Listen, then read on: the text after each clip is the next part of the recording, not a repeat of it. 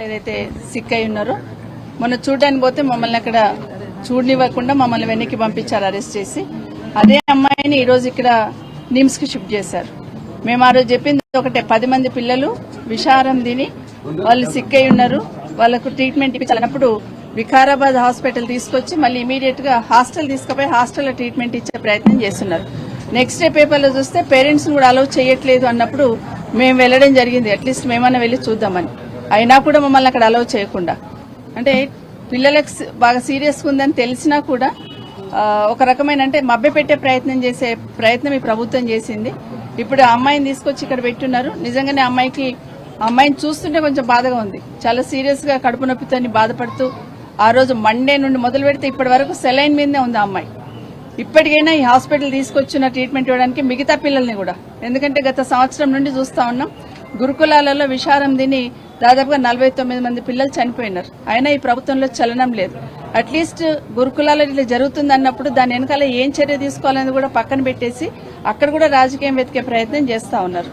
ఇప్పటికైనా ఈ ప్రభుత్వం పిల్లల జీవితాలతో చెలగాటమాడొద్దు. ఎందుకంటే గురుకులాలు అనేది దేశంలో ఎక్కడ లేని విధంగా కేసీఆర్ గారు స్థాపించి దాదాపు 5 లక్షల మంది పిల్లలు అక్కడ చదువుతా ఉన్నారు. వాళ్ళను ఉన్నత శిఖరాలకు అధిరోహించేటట్టు వాళ్ళను చదివించాలనే ప్రయత్నం కేసీఆర్ గారు చేస్తే ఈరోజు ఈ ప్రభుత్వం వచ్చిన తర్వాత ఒకరొక్కరు చావు బాటున పడతా ఉంటే బాధ అనిపిస్తా ఉంది. ప్రభుత్వం చిత్తశుద్దితో పనిచేయాల్సిన ప్రభుత్వం గాలి కొదిలేసి రాజకీయాల మీద పెట్టినంత దృష్టి ప్రజా సంక్షేమం మీద పెట్టట్లేదు ఈ ప్రభుత్వం. కాబట్టి ఇలాంటి దారుణమైన పరిస్థితులు ఏర్పడతా ఉన్నాయి. ఇప్పటికైనా తాండూరులో ఉన్న వికారాబాద్ హాస్పిటల్లో ఎవరికైతే ట్రీట్మెంట్ ఇప్పిస్తున్నారో ఆ పిల్లలను కూడా జాగ్రత్తగా మంచి ట్రీట్మెంట్ ఇప్పించి వాళ్ళకు మంచి ఆహారం అందించేటట్టు చేయాలని. ఎందుకంటే వాళ్ళకున్న పెండింగ్ బిల్స్ కానీ అలాంటివన్నీ ఇస్తేనే కదా వాళ్ళు చేసేది.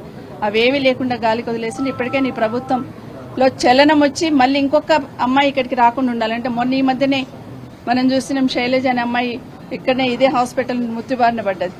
మళ్ళీ అట్లాంటి ఇన్సిడెంట్ జరగకుండా ఉండాలంటే గురుకులాల పిల్లల హాస్పిటల్ బాట పట్టకుండా ఉండాలంటే ఈ ప్రభుత్వం బాధ్యతగా పనిచేయాల్సిన అవసరం ఇదిగానే ఉంది.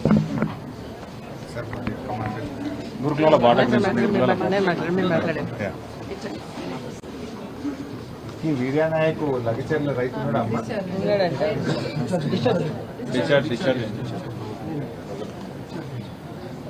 10వ తేదీ నాడు